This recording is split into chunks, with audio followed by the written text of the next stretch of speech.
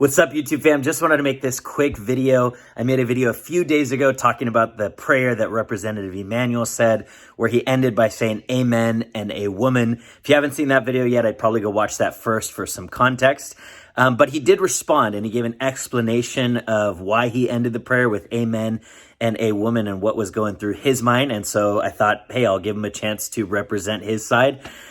Personally, I don't think that the explanation helped too much, but let's watch it first and then discuss it just a little bit afterwards. The Missouri Representative Emanuel Cleaver, a minister by training, who joins us now to explain why he said what he said. He joins us on the phone. Minister, Congressman, a lot of people took offense to what you said, that you were trying to make a gender politically correct statement when one didn't need to do that. What do you say? I say that, we have, a society now that participates in orchestrated outrage. 99.999% of the people who are expressing outrage didn't even hear the prayer. The prayer wasn't for them. I'm talking to God on behalf of Congress, asking for unity and so forth, asking God to give us that strength to do that. Then I ended the prayer by saying amen.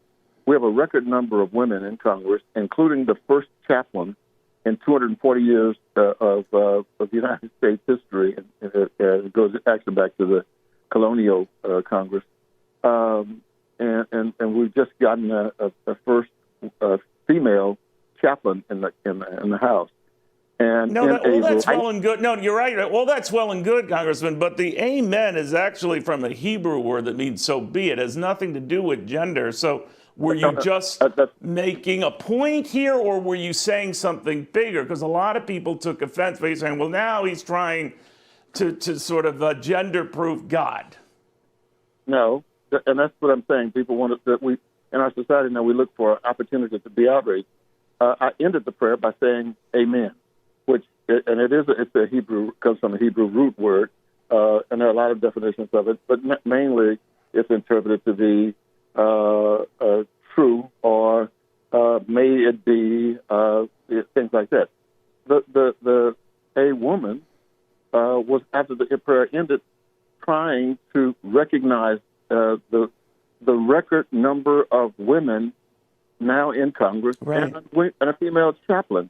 So I said a woman, and felt good. Now, it's important. As I left the chamber, Republicans and Democrats were saying, boy, thank you for that prayer. We really need somebody to ask God for unity. I mean, Republicans and Democrats. It was not until the way that our society works now, the Twitter world, sent out to the people who express outrage, and then they usually get it. Well, Donald Trump Jr., the president's oldest son, was among them, saying it isn't a gendered word, referring to you in that terminology, Congressman. But that didn't stop them from being insane. Is this what you voted for? Well, how do you react? Well, I don't know Donald Trump Jr. He doesn't know me, and I probably can do a little bit more of a theological and biblical interpretation of the word that we're talking about, amen, or the prayer, but with him. But here's the problem that I'm thinking about is that nations trip and fall over molehills, not mountains. And as we are arguing and fighting over democracy right now, we're at a point where we're ready to say, well, here's something we can fight about. Somebody did a prayer and said a woman, and so let's go fight about it. If I had said a Democratic woman or a Republican woman, or we have women, both Republican and Democrats, in record numbers. And I said a woman, and people were not offended until. No, I think I know what you were getting. I think I know what you were getting back. Where you got a first quick lesson in how popularity can swing. You were a rock star, and then you were getting rocks thrown at you. But Minister, Congressman, thank you very, very much. Okay, so for me, I'd love to hear what your guys' thoughts are. Does this make it better for you? Does this not change anything? Does this make it even worse?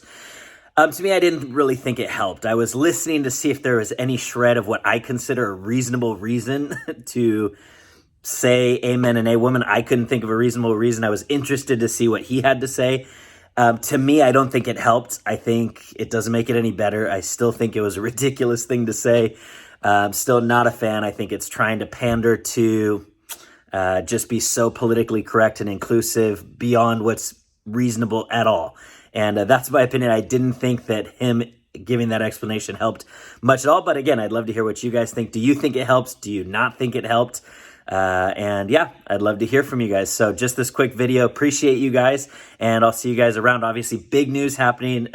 Trump was just impeached for a second time. So we got some things to discuss. So stick around, guys. Hit the subscribe button if you're not subscribed, and the notification bell. And if you like this video, if you like what I'm trying to do, of course, drop a like, guys. Just helps these videos get out to more people, and I appreciate it. Peace out, guys. See you at the next Jonathan Dearman Show.